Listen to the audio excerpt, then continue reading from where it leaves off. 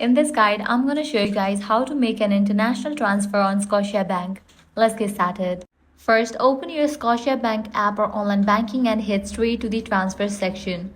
On your home screen, tap on Send Money Internationally. Once you are inside, you'll need to choose who you are sending the money to. If the person is already saved in your contacts, simply select them from the drop-down list. If not, you can add a new payee by entering their details. Next, choose the account you want the money to come from, whether it's your checking account or your saving accounts. After that, fill in the purpose of your transfer. Now comes the important part, the currency selection. You'll see the option to send in one currency and allow your recipient to receive in another.